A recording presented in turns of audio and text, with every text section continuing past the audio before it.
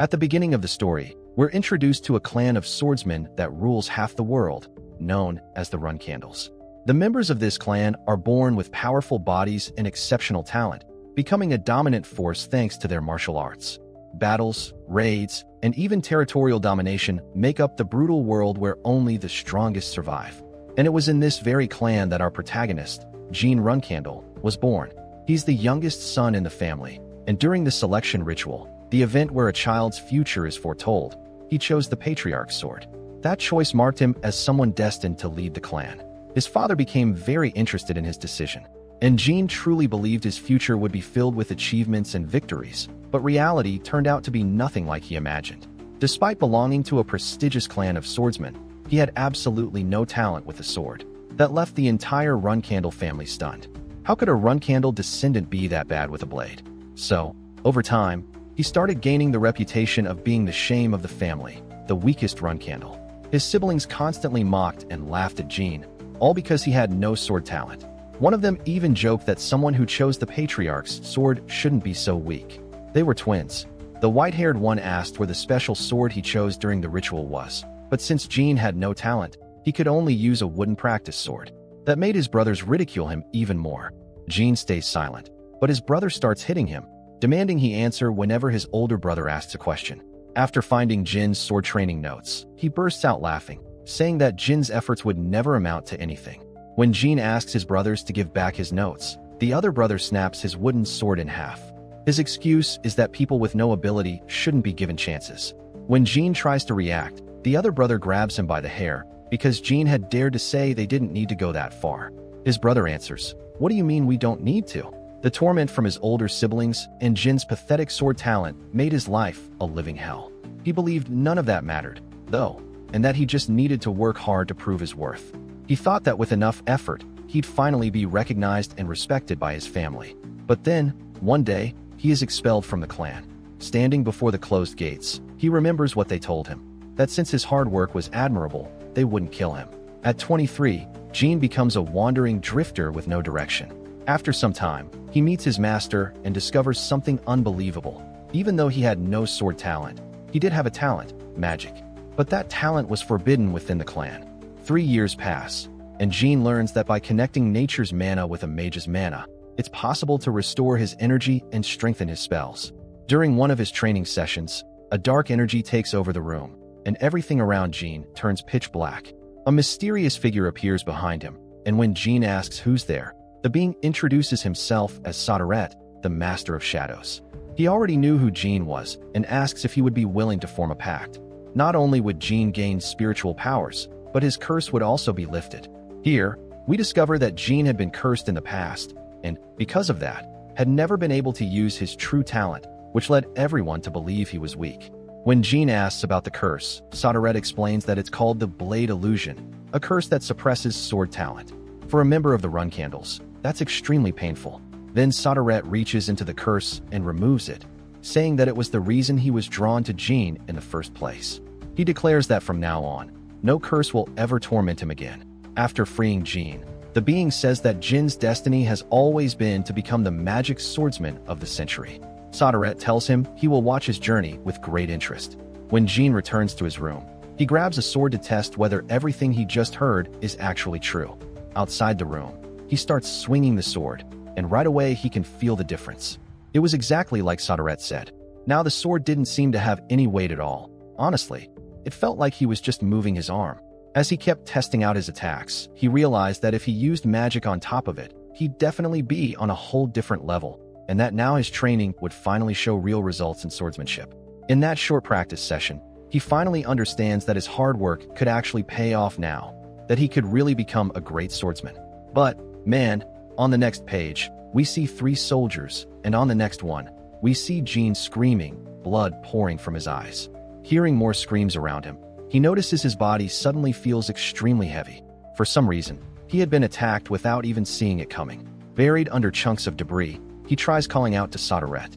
But when he realizes he's alone, his strength starts fading, and he wonders if maybe he really was destined for nothing, since he didn't even get the chance to use his magic or the power Soderette had given him. Looking at everything around him, completely confused, he asks himself why he was even given a second chance, and then he dies. But something unexpected happens the moment he opens his eyes again. He realizes he's surrounded by members of the clan, and his hands are those of a baby. When he looks ahead, he sees several swords lined up and starts questioning what was happening, because he was absolutely sure he had died. Suddenly, a family member appears beside him, wishing him good luck. When he sees one of the swords and recognizes it, he starts piecing together where he is, because that sword is the blessed sword. And that's when he understands he has gone back to the past, and is at the run candle selection ritual 1 year earlier. In his previous life, he had grabbed that sword by coincidence. Crawling toward a certain sword, everyone around him is shocked, because he's going to choose the patriarch's sword. And Jean reflects to himself that, in this life, he's choosing himself. With that, the ritual ends, and Jean is taken to the Storm Castle. 6 years after that selection, we see Jean trying to reach a book on a shelf.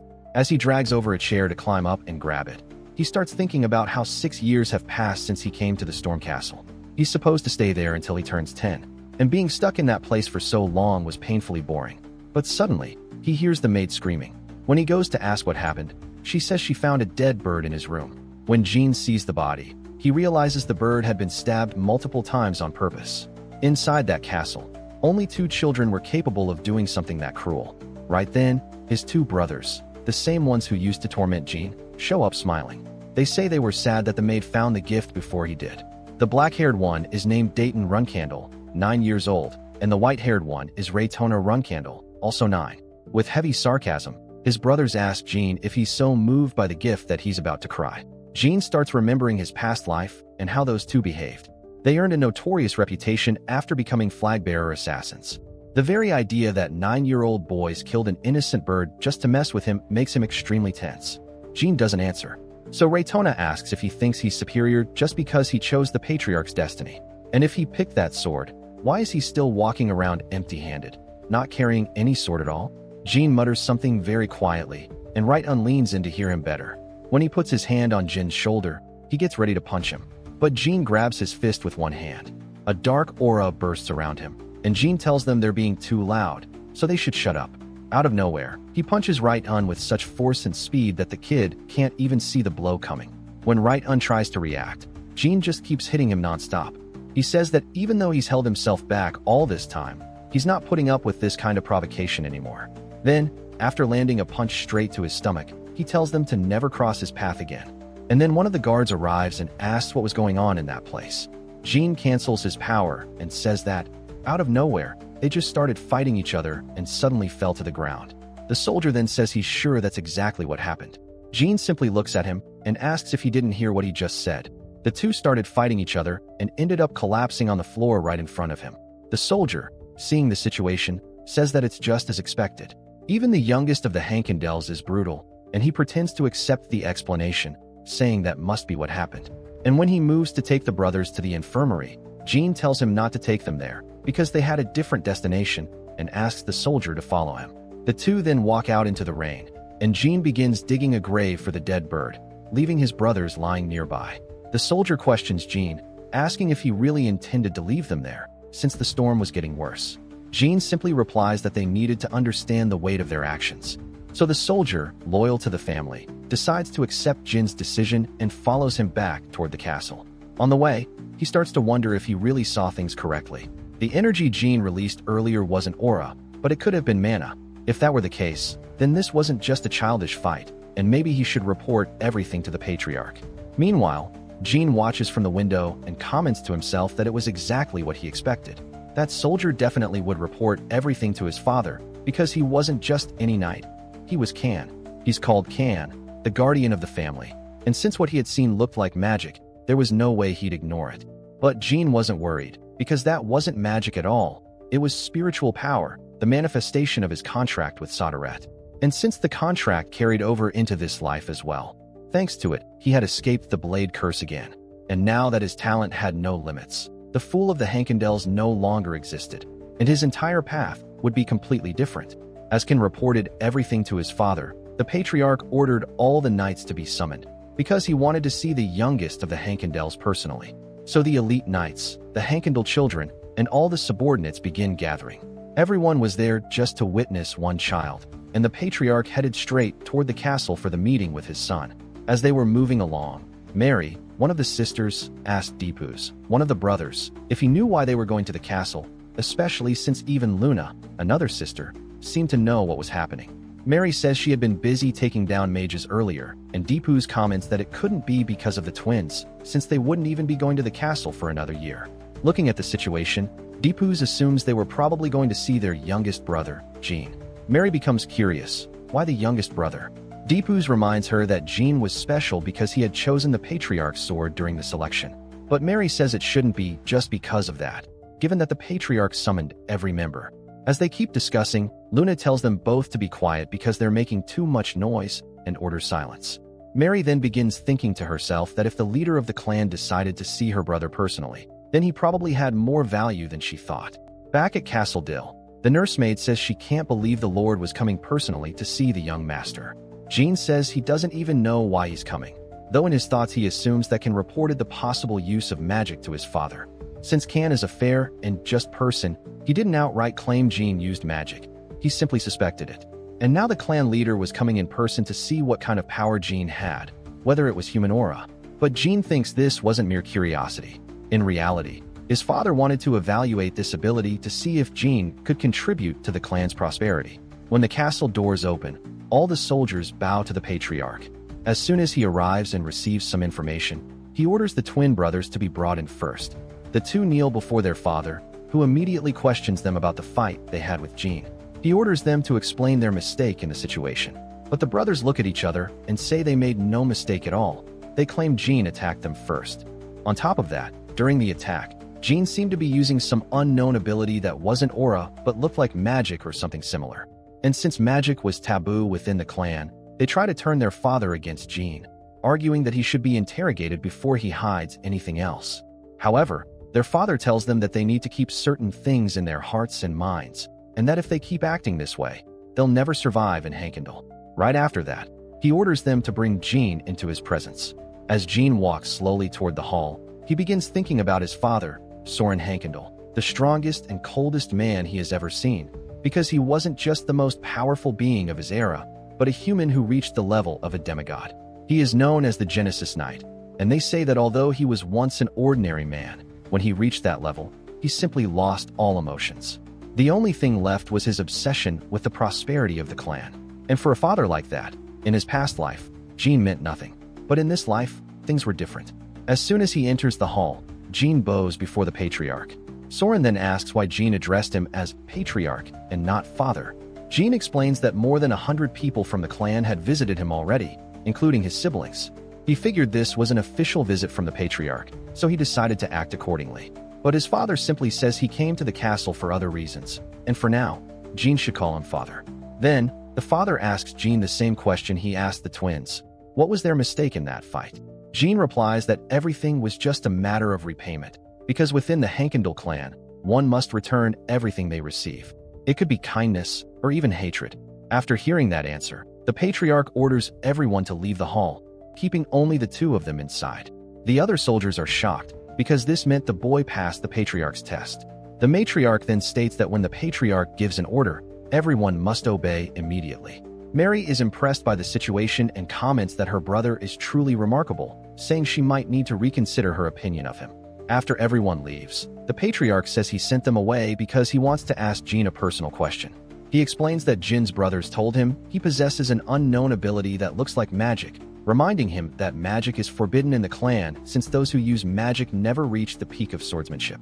At that moment, he demands to know exactly what kind of power Jean has, making it clear that if it really is magic, Jean will face consequences. Jean prepares himself to answer, knowing that now that his father knows something, he can't ignore it. So he explains that he doesn't really know either, because it's neither aura nor magic. Showing the shadow flames on his hand, he asks his father if he'd like to give it a name. The Patriarch watches the power closely and is stunned, because that power is the same as the one used by the first Patriarch. Shocked, he begins to wonder if this child was destined to become the next Patriarch. His father also explains that this power belongs to Sadaret, the god of shadows. Taking the chance, Jean asks if that being could be stronger than him. The Patriarch answers that he can't say. He's never fought a god, so he doesn't know. Jean replies that such an answer is fitting coming from the most powerful man in the world. Then the Patriarch looks at his son and says that was a very good question, something significant to hear, concluding that his decision to see Jean that day was absolutely the right one. Right after that, he asks Jean how he wants to use that power, and Jean responds that he wants to use it for the good of the clan. However, the patriarch begins laughing, saying everything he said was a lie, since Jean had left his brothers out in the rain after defeating them. Because of that, he orders Jean to answer honestly. Realizing his father wouldn't fall for a fake answer, Jean admits that he would like to use that power for his own benefit. And then the patriarch looks at him, saying that now he truly likes that answer. And as he walked out, he declared that, from now on, he would be keeping an eye on the boy. The moment the patriarch left, the pressure weighing down on Jean vanished, and he felt an overwhelming sense of relief that everything was finally over. Reflecting on it, he thought that it would have already been nice to freely use his spirit, but beyond that, he knew his father was eager to see his personal growth. He never imagined things would turn out this way, because in his past life he and his father barely exchanged glances, and now his life was going to be completely different from before. Shortly after, Mary approached her younger brother to give him a present. Curious, he asked, "What is this supposed to be?" Mary said it was a special gift she wanted to give him, then handed it over to the maid, telling her to cook it and serve it, because that way he would become much stronger. Jean started questioning why she would suddenly give him something like that, and after a moment he opened the box and saw a phoenix heart. Shocked, he thought to himself that his sister was giving him something incredibly valuable, something completely unexpected for a child who was only 7 years old. He concluded that Mary definitely had a screw loose to be doing that. Meanwhile, he thought about Mary herself. Mary was the 7th flag bearer of Jean and a 6-star knight, also known as Storm Mary, and she even had another secret name, the Madwoman of the Southern region. In that instant, he understood exactly why Mary wanted to give such a rare gift to someone so young. Deep down, she wanted him to grow and become strong enough to fight her someday. If Jean ate that heart at his current age, it would greatly help in developing resistance to fire, as well as increase his growth rate. He also remembered that this item would allow a 6-star mage to summon a phoenix. Maybe, in this life, because of that, he himself might be able to accomplish that incredible feat of summoning a phoenix. While Jean was thinking, Dill arrived and said that Mary had, indeed, left him something good before leaving. Dill also told Jean to eat before it got cold. But in that moment, he sensed 2 presences nearby and asked whether his brothers had something to say. Then, his brothers began pointing out that maybe that portion was too big for him to eat by himself, and that perhaps he needed help. One of them said Dill had been cooking a giant pot, and that there was plenty more, so he probably did need help, actually. Realizing what was happening, Jean asked if they wanted a piece. The 2 immediately got excited, nodding up and down. So Jean told them that, if they really wanted a piece, they would have to do something he asked.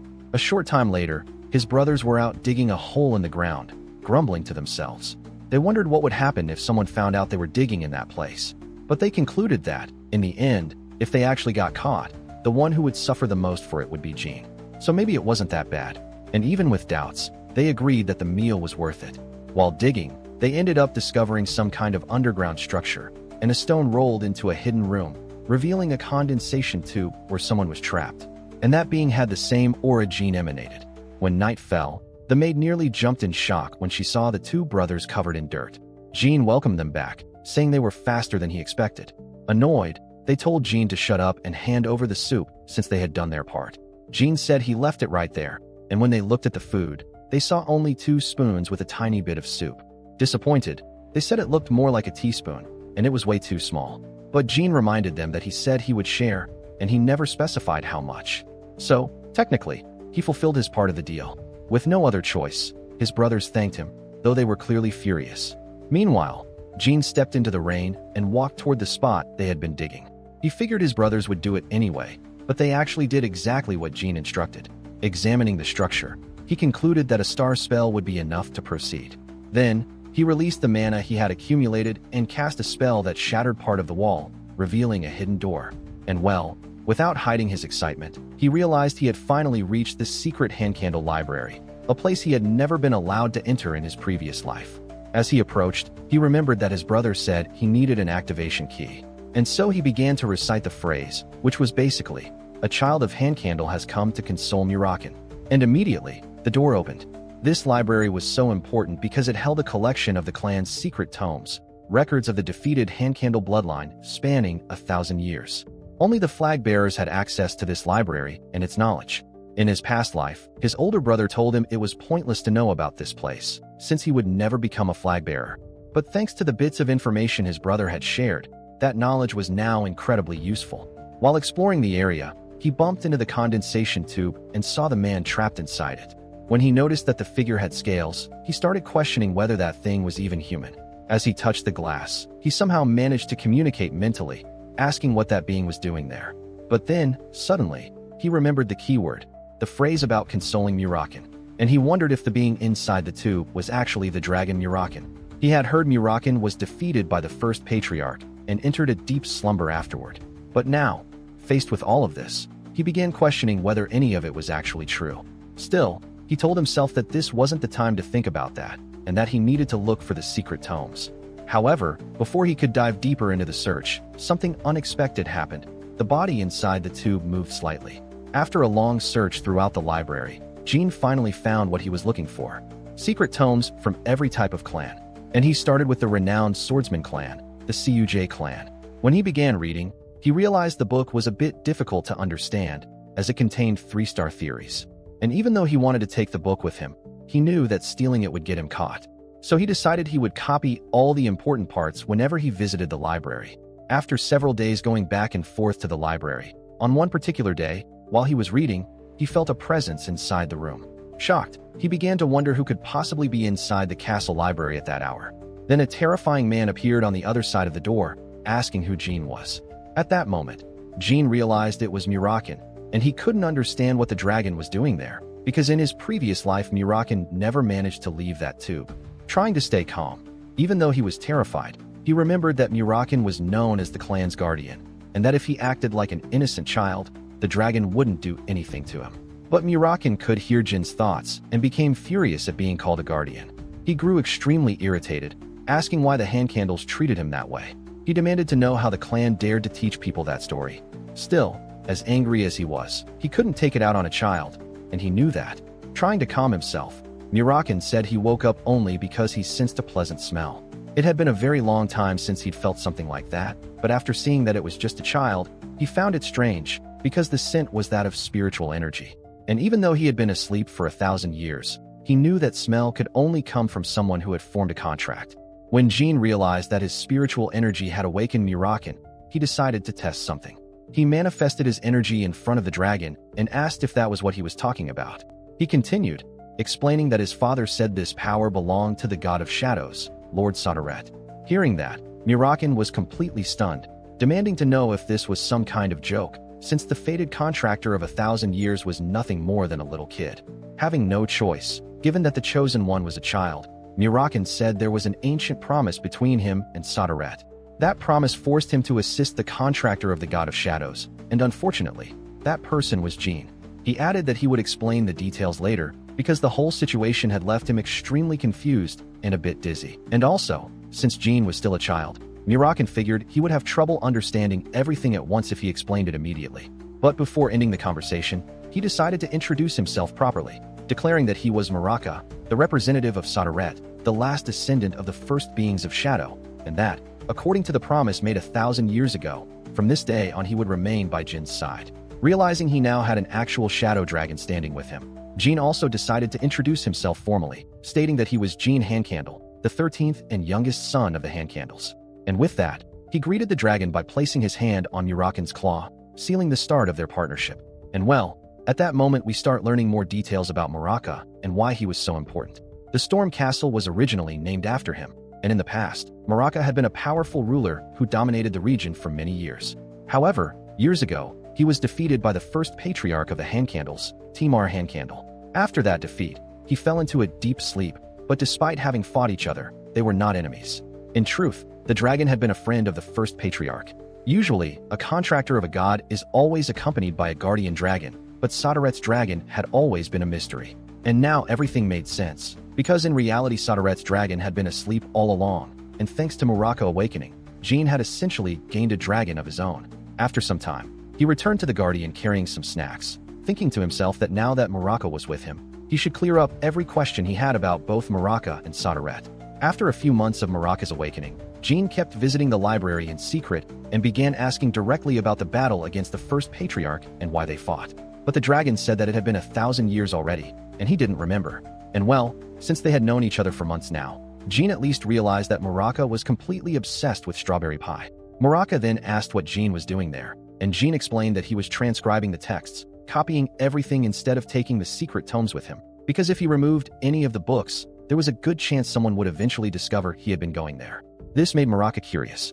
He asked if Jean actually understood any of it, and Jean admitted he understood about 30% of the content. The dragon reassured him, saying he was doing extremely well for his age, since most others of his generation wouldn't even be able to comprehend what he was reading. But Jean replied that this was normal for him, because he belonged to the Handcandle clan, and that was the minimum expected from him. In the Handcandle family, he had 12 older siblings, along with his father and mother, and since his goal was to surpass all of them, he needed to work far harder than everyone else. He took the chance to ask if the first patriarch would have understood that book. Muraka said that if Timar, the first patriarch, had been the same age as Jean, he wouldn't have understood a single sentence in that book. But he also made it very clear that theory was different from real combat, because Timar fought incredibly well, even without reading books like that. Muraka said that Jean certainly had talent, but not at the same level as Timar. And Jean became totally discouraged, thinking to himself that he really would never be able to reach the first patriarch. But Muraka paused, because the kid wasn't just Sodaret's contractor. He also had above-average intelligence for even being able to understand that kind of reading. So he advised Jean to train non-stop, but without rushing, because if he persisted, he could reach, and maybe even surpass, Timar.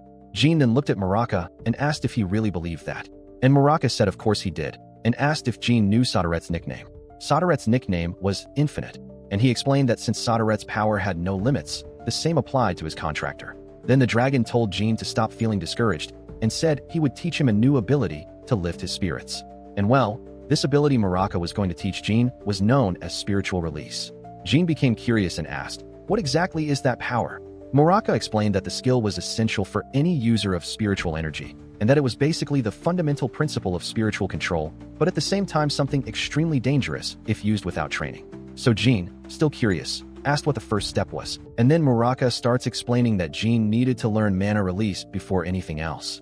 This leaves Jean confused, because he had already performed that kind of technique in his previous life. But Muraka explains that spiritual release has to be connected to mana transfer release as well, and he needed to master both. Muraka also says that this training could take anywhere from 2 to 3 years. Jean thinks to himself that this is way too long, and Muraka explains that Jean needed to learn the basics before he could move on to more specific skills. However, Jean uses mana release right away, showing it to Muraka and asking if they could already move on to the next stage. Muraka is shocked and asks how Jean managed to do that, but Jean simply replies that he already knew how to do it before.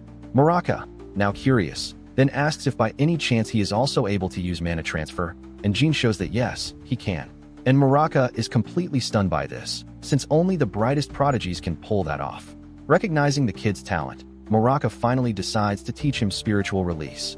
Muraka then explains that all spiritual power comes from the shadows, and that every shadow in the world exists through Sodaret's will. And he also states that Sodaret is the absolute master of shadows. And, as his contractor, the boy could also become the master of every shadow in the world. To demonstrate this, Muraka simply lets darkness fill the entire room, creating trails of shadows everywhere. And Jean is absolutely amazed by this kind of spiritual release power. Meanwhile, somewhere else, Miss Luna is talking with a knight, and they inform her that the release has been activated and the mission will be complete once they clear 5 areas. Luna says that 4 months will probably be enough for that mission, and then she orders the knights to rest. Right after that, she asks the knight what a 9-year-old kid would normally like. And after 6 months since Jin's meeting with Muraka, the Thonin twins turn 10 years old, and they leave the Storm Castle. And following that farewell, we see Dilly giving a cake to Jean to celebrate his 9th birthday. Jean gets really happy, since a bunch of servants were gathered there, and he even asks if they could share the cake with him. And, right in the middle of that celebration, Khan shows up to talk to Jean, apologizing for interrupting. When Jean asks why Khan came, Khan says that Luna came to visit him. Jean is extremely surprised because Luna is the first knight of the Run Candle and a 9-star knight. On top of that, even though she is the oldest among the siblings, she never involved herself directly in the clan's disputes. Luna, also known as the White Whale, abandoned her position as successor to the matriarch and distanced herself from the clan's internal wars. And because of that attitude, she never showed much interest in her siblings, to the point where she seemed more like a stranger than a member of Jin's family. In his previous life, There had been a huge distance between them, and because of all that, he grew very suspicious about Luna's unexpected visit. So, right after that, Luna, Jin's oldest sister, shows up at Storm Castle out of nowhere, and that immediately makes Jin wonder if it had something to do with the clan or if, by any chance, she had found out about him in the secret library. But even with those thoughts in mind, he still goes over and greets her, and she looks him over and comments that he's grown a lot. Jin, feeling a little embarrassed, says that if he had known she was coming, he would have dressed better. Luna then replies that he was still adorable either way, and asks if she really needed to send notice just because she wanted to visit her little brother. And of course, Jin is completely caught off guard by that kind of behavior, and she notices that he seems a bit off and asks if, by any chance, he's feeling sick. Jin says that it's not that, and explains that he's just nervous because it's the first time he's ever seen her up close. Luna is surprised by that answer, and that's when it's revealed to us that in the Runcandle family, siblings usually compete against each other, even going as far as destroying one another to take each other's place. And she thinks to herself that maybe Jin assumes her visit is to spy on him. That frustrates her, and feeling bad, she says that maybe she was being insensitive, and remembers that even though he's still very young, he's still a Runcandle. So she apologizes and says she wants to talk to him privately. She then asks Baba and the Guardians to leave the room, and Jin, even though he's surprised, accepts her request since he isn't sensing any threat from her. And once the two of them are alone, Luna reveals that her sudden visit actually had a reason. She explains that after their father's unexpected visit to the castle, all of the siblings now have their eyes on Jin. And that basically means that once he leaves Storm Castle, he will be seen as a threat at all times, and everyone will be spying on him. Luna says she doesn't want to see him caught up in the family's internal fights, and even less see him lose his freedom and happiness because of that cruelty. So she goes on, saying she doesn't want to see him hurt by the rotten customs of the Runcandle. This shocks Jin, and he even wonders if that's why she gave up becoming the next matriarch. And that makes him question why, in his previous life, she never said anything like that about their siblings, maybe because he wasn't important enough, or because no one saw him as a threat back then. Even so, he thanks her for her words, but says that he's still going to keep fighting. Luna even tries to convince him that she's being sincere and not saying any of this because she thinks he might become a threat to her in the future. So Jin reveals that he has already faced an assassination attempt, and Luna is shocked by that, asking if it happened inside Storm Castle. Her aura instantly becomes frightening, and she demands to know who tried to kill Jin. Jin says he doesn't know either, but thanks her, because now he realizes that not all of his siblings hate him. And in that moment, Luna says she feels sorry that he's already being pulled into the internal war, and she pulls him into a hug, calling him her little brother.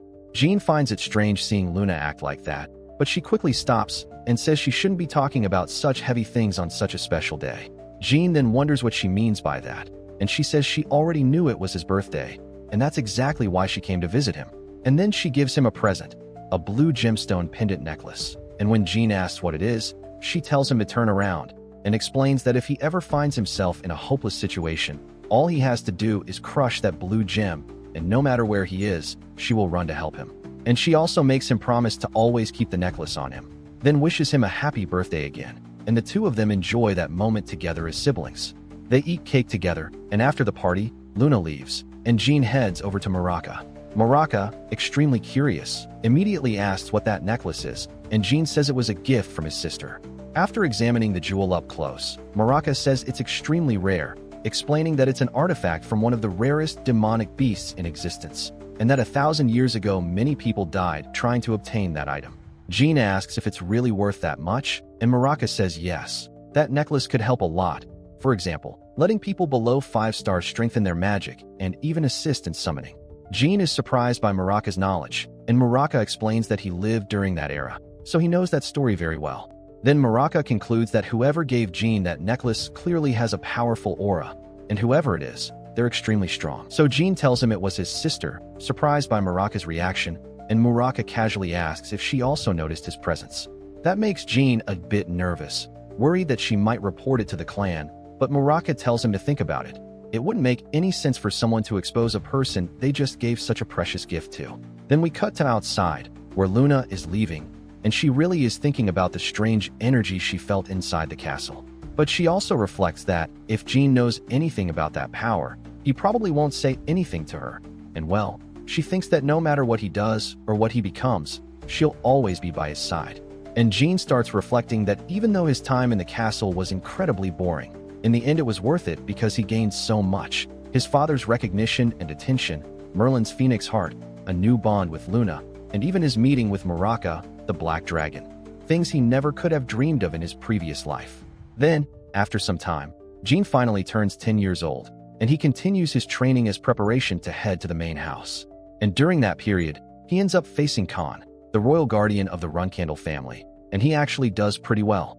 Khan is genuinely impressed with Jin's abilities, even acknowledging that Jean would be the ideal person for the patriarch to keep an eye on. He even admits that he's usually the one who evaluates others during training, but with Jean, it felt more like Khan was the one being tested. So after that fight, Khan tries talking to Jean, asking if there was anything wrong with his training, but he also says that it was an honor to have been his mentor during that entire period. Knowing that Jin's departure from the castle is getting close, he promises to give him the best training possible until then.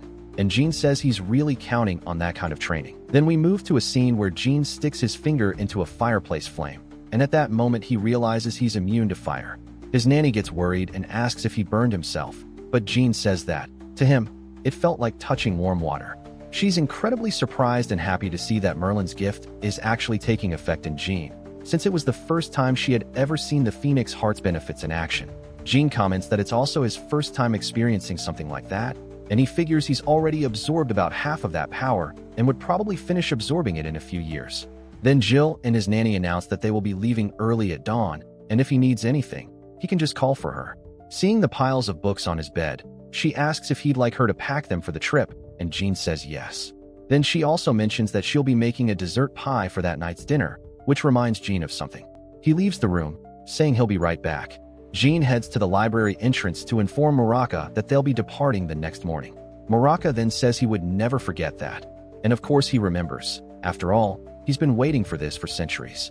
Jean then asks how Muraka plans to follow him, and Muraka answers with absolute confidence.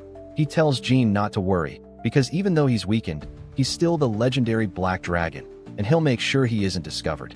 Jean becomes curious when Muraka emphasizes that he's weakened, and Muraka explains that he slept for 1,000 years, and because of that, he's not in his strongest form.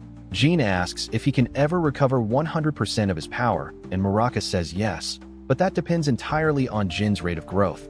Since Muraka is his guardian dragon, the stronger Jean becomes, the stronger Muraka will be. That's why he encourages Jean to become the greatest magic swordsman ever, surpassing even Timar.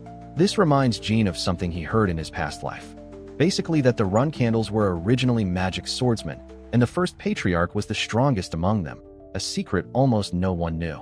Muraka then explains that magic was banned from the family after a treaty made 1,000 years ago, and that even though he was proclaimed the family's guardian, he knew his presence would cause discomfort if he appeared now.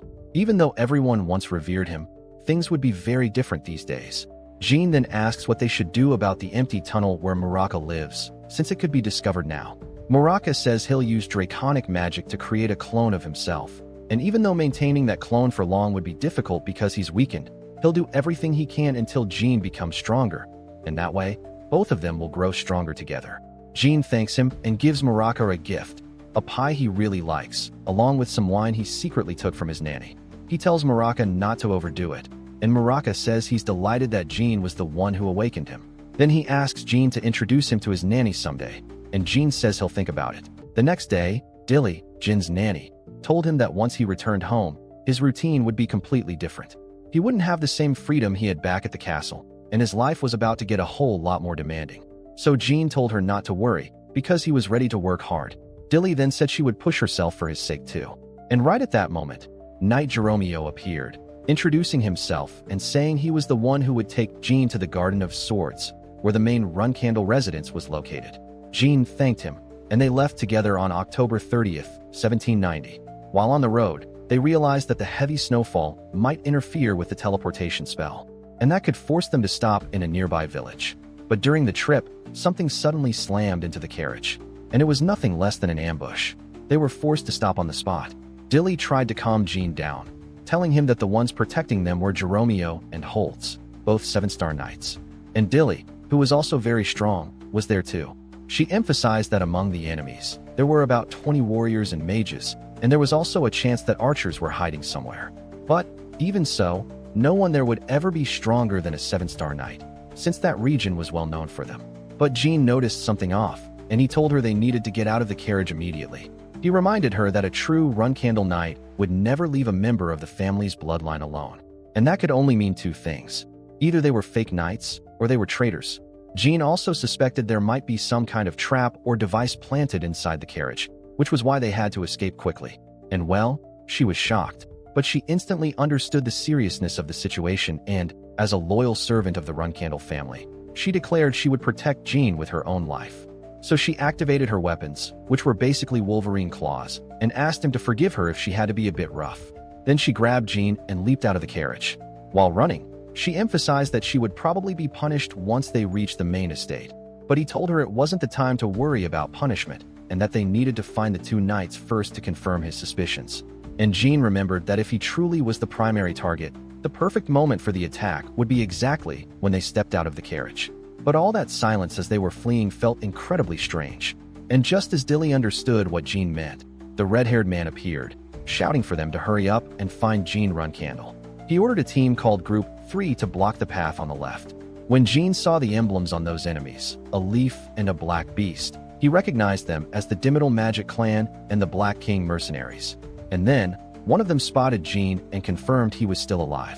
The red-haired man then introduced himself as the vice captain of the 3rd Squad of the Black King mercenaries, claiming he had come to rescue Jean at his family's request. Now that the enemies were clearly exposed as imposters, Jean realized it wasn't an internal betrayal but a group of fake knights. And that if they were truly 7-star knights, they wouldn't have been defeated so easily. With the enemies now subdued, Dilly demanded to know who they really were. One of them said he would never reveal anything to a little Run-Candle dog.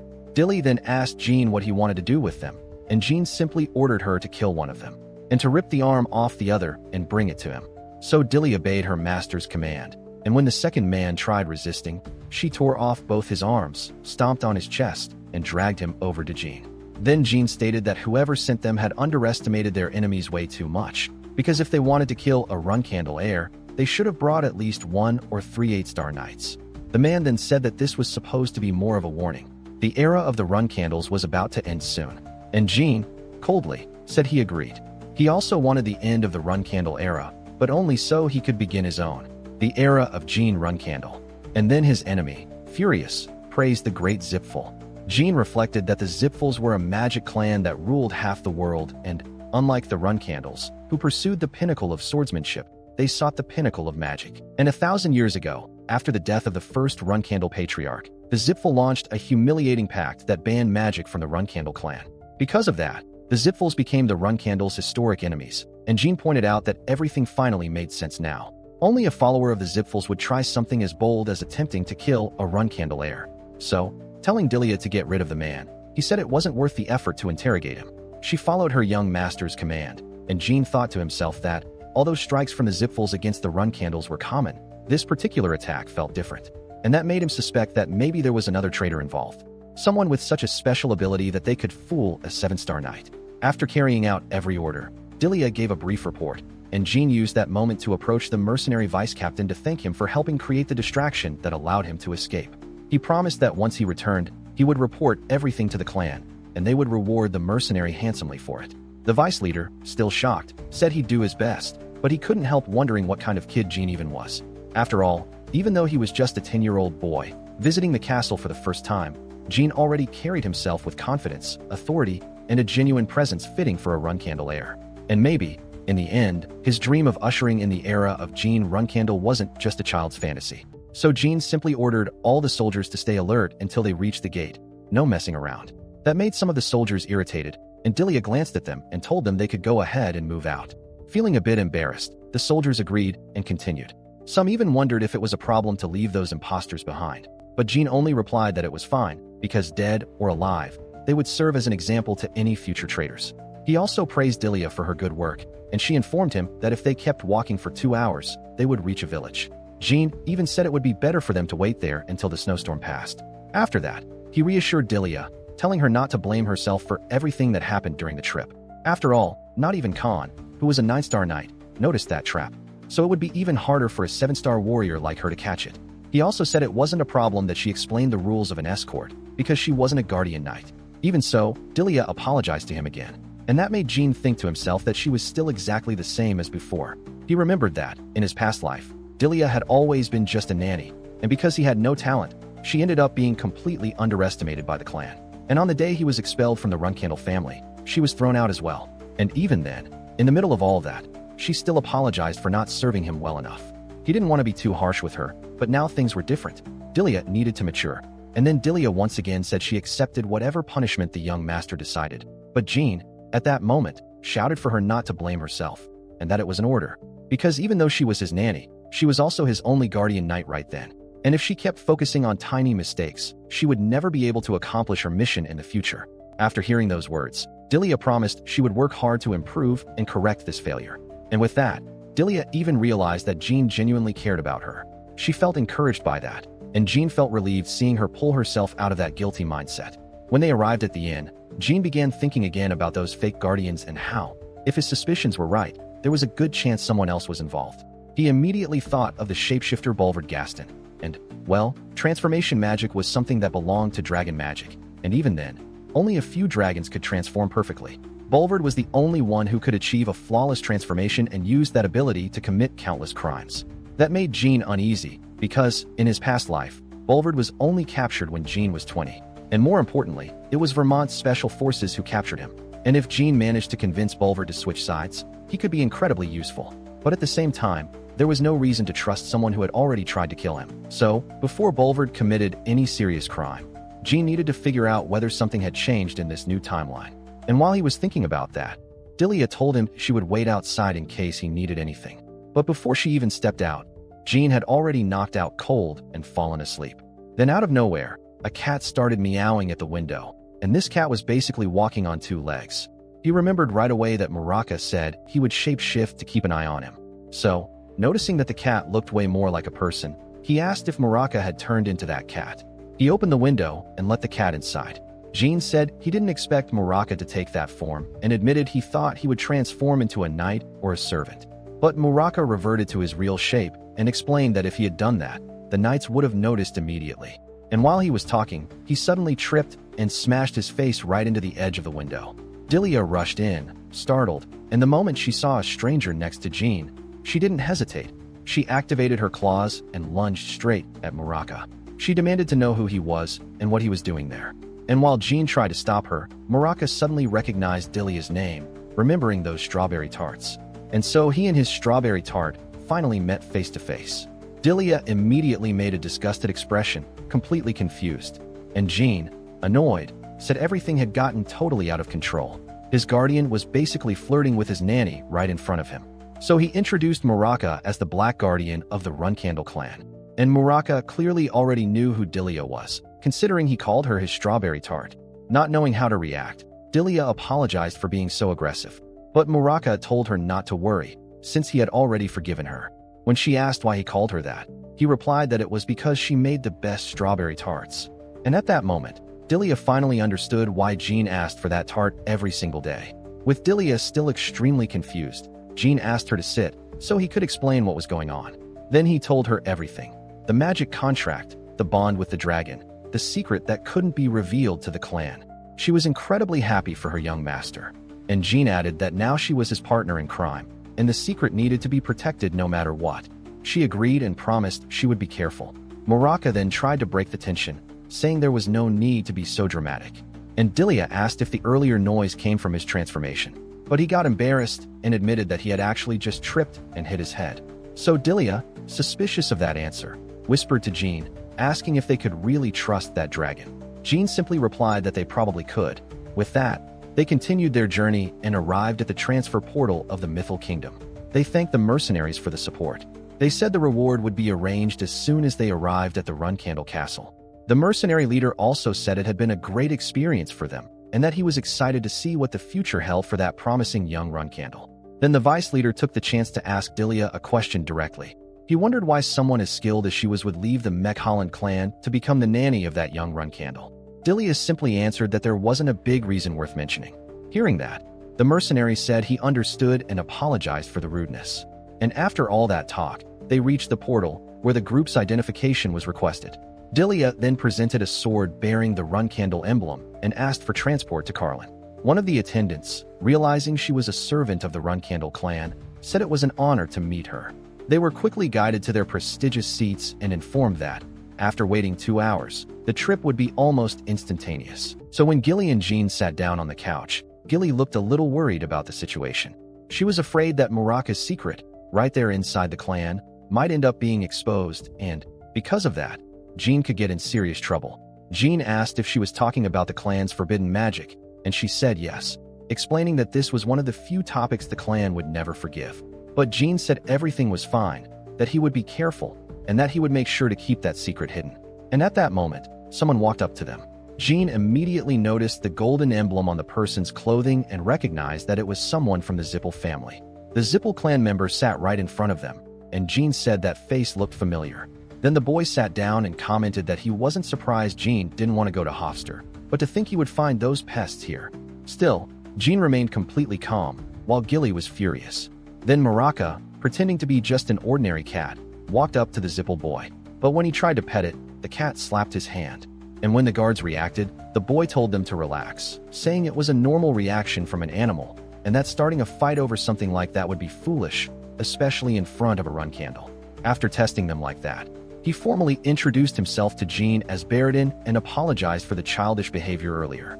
In that moment, Jean recognized the prodigy mage who, in his past life, had been highly qualified to become one of the future patriarchs of his family.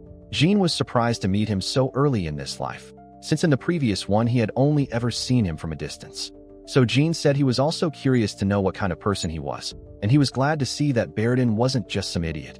When Baradin asked what he meant by that, Jean explained that if someone reacted violently just because of that little prank, they might end up traveling without their bodyguards and missing 2 fingers as punishment. Baradin then said Jean was interesting, but Jean made it clear he wasn't joking. The Zippel boy said everything was fine, but gave him a warning. If Jean ever ran into another member of the Zippel family, he should avoid acting impulsively, or he might bring major trouble to his own clan. Jean replied that that was the real joke, since there was no way the clan leaders would move their entire influence just because of a childish scuffle. Baradin agreed, saying that if he really lost his fingers, the most he would get in compensation would be a few gold coins. Then he said he had learned something valuable from Jean and promised to repay him one day. But Jean told him he preferred to receive that payment right away. The payment would be Baradin staying quiet until the teleportation began. Baradin was impressed by Jin's attitude but agreed. He even thought to himself that, if not for the rivalry between their clans, he would actually love to be friends with that guy. But he also knew Jean could become his greatest rival in the future, and that made his bodyguard tell him to behave a little better. Meanwhile, Jean was surprised by his behavior and wondered if something was wrong with that Zippel kid, even thinking that none of the Zippels seemed normal. Then the system announced that the teleport was about to begin and warned that it could cause dizziness or fainting. Before the teleport activated, Baradin said he had fun and hoped to meet Jean again someday. But Jean simply replied that he hoped to never see him again in his life. When they arrived at their destination, Jean was greeted by a butler named Petro. He welcomed Jean to the main Runcandle residence, and at that moment Jean could already see the Garden of Swords. It was explained that the members of the clan who could leave their swords there were those who had achieved great accomplishments. In his past life, Jean wanted that more than anything, but he had been weak, without talent, without leadership, and not even smart. That made him reflect on how foolish he was to think that effort alone would ever be enough. But now, in this new life, Jean promised himself that living in that place he once hated would be worth it. Then he continued on to meet his father, his siblings, and his mother, known as the Black Rose Panther, a woman feared and respected by all. And well, when he greets her, his father immediately asks what kind of cat that was with him, and when he wonders if Jean found it on the street, Jean simply answers that he adopted it. Siren is surprised by that response, because Jean said adopted instead of picked up, and a Runcandle should always declare when they've claimed something. It reinforced the clan's values. Jin's mother then asks what the cat's name is, and he answers that his name is Nobby Runcandle. One of his brothers gets offended, saying that, even though he understood his brother was still young, giving the family name to a stray was unacceptable. So the brother questions Gilly, asking how she allowed him to name the cat like that. Gilly just apologizes, but Jin's father tells his son to be quiet and asks Jean why he gave the family name to the cat. Jean explains that, even though it was just an animal, he wanted to take full responsibility for it, and since it was the first life he ever adopted, he felt the name should carry real weight. His father finds Jin's reasoning interesting and asks if he understands the true weight their family name carries. Jin confirms that he does, stating that if anyone ever harmed Nabi, he himself would deal with the consequences. So his father comments that Jin seems to have a talent for making enemies, since his siblings were already furious with his attitude. Jin says he really does have that talent, but he has another one too, the talent to get rid of those enemies. Then his father smiles and mentions that his siblings were probably holding themselves back from killing the youngest run candle. After spending a long time in the main house, the story jumps forward 4 years. Jin is now 14 years old, still living at the main house. And basically, he had already reached the level of a 2-star knight, and among the cadets, he was the one with the most potential. One of the instructors says that training was over for the day and praises Jin for his excellent performance. Jin gets frustrated when he hears they would only train again the next day, but the instructor reminds him that his training with Lady Luna was scheduled for that day. Remembering that, Jin decides to grab a quick snack first. His trainer asks if he was going to have dinner with the cadets again and says that Madame Rosa seemed disappointed. Jin answers that he prefers it that way because he didn't want to be a part of the silent wars happening between him and his siblings during family meals. His trainer understands and says he'll let her know.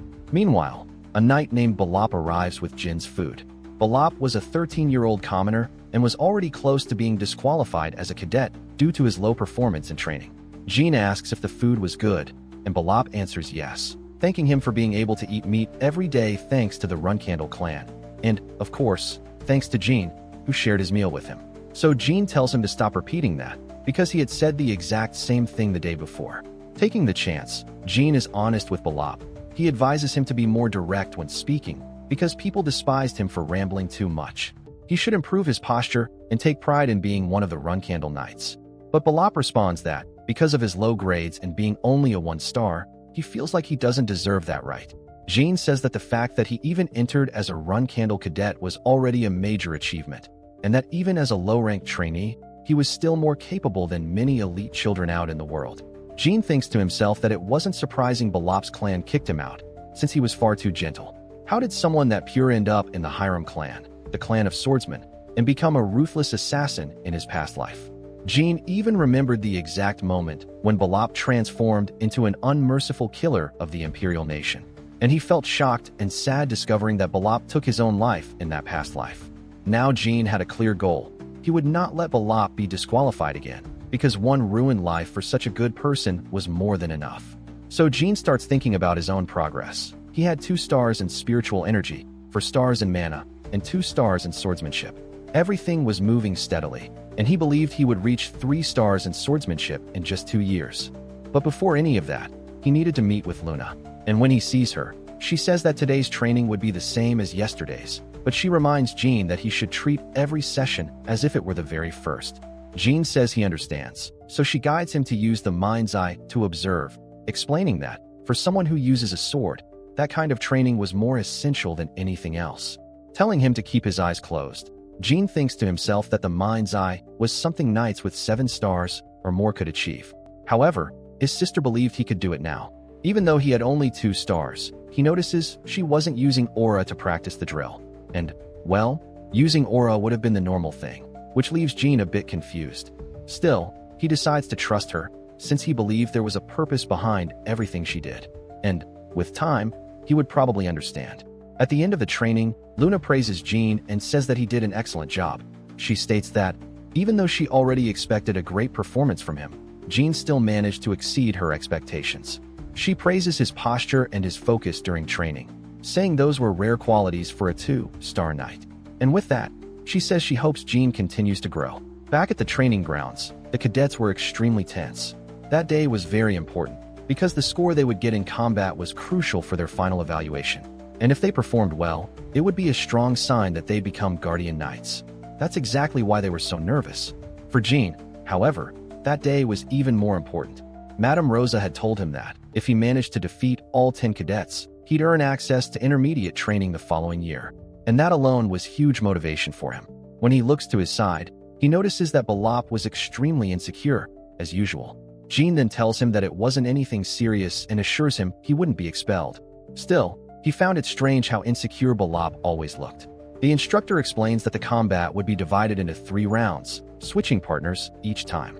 On top of that, the 10 strongest cadets would face Jin directly, When the training begins, Jean notices that all the cadets had real sword talent, and that's why they deserve to be there. After a short round of duels, the 10 strongest are gathered. When they go to face Jean, he defeats all of them with ease. Remembering that his siblings' record was only 8, he comments that if he beat 2 more, he would surpass them. But he knew he wasn't done yet, because one specific opponent still remained. A guardian in training named Mezel Imilcano begins walking toward Jean. He recognizes her as a very promising knight, someone almost guaranteed to become a guardian once she finished her training. She says she would love to defeat him right there, and Jean comments that he was looking forward to it. As soon as the fight starts, Jean notices that Mezel was stronger than before. But, despite her improvement, he believed he could still beat her. The real issue was that, after her, he'd still have to fight 8 more. That's exactly why he needed to finish the fight quickly and without wasting too much energy. But Mezel realizes Jean was only using simple attacks, something very unusual for him. So she starts to suspect he wasn't fighting seriously, on purpose, and she couldn't understand why. That makes her wonder if he was underestimating her. Just thinking about it makes her furious, and she charges forward at Jean. Even so, Jean defends himself with complete ease. Seeing that, Mezel tries a decisive aerial strike, but Jean simply breaks her sword. That leaves her stunned, unable to understand how he managed to do that. Then he places his blade against her neck and compliments her swordsmanship. He says it was a good fight, but that she would need a new sword. And that's when Mezel begins reflecting on what Jean had just done. During their multiple sword clashes, he always struck the same exact spot, weakening her blade little by little, and that makes her realize that the difference between them wasn't strength or endurance, but precision and persistence. It impresses her, but she refuses to stand still while he defeats everyone, promising that next time would be different. As Jean continues fighting the other cadets, he thinks that his plan worked perfectly, because defeating all 10 cadets at once in a direct confrontation would have been impossible. So, when he beat Mezel so easily, everyone else became terrified of him. And in the final match against the remaining cadets, he defeats all of them as well, and the instructor praises him. He also informs Jean that he will have access to intermediate training at the beginning of next year, and Jean thanks him and asks that he take good care of him until then. And when the instructor mentions that lunchtime was close, Jean asks how much time he had left, and after being told he still had 10 minutes, he says he wanted to fight one more person. When the instructor asks who that person would be, Jean suddenly shouts Balop's name. Balop gets startled by it, and Jean says he wants to fight him, declaring that this is the only way he'll learn how to survive in the Runcandle household. Then he orders him to go to the arena, saying he's going to crush him like a piece of trash.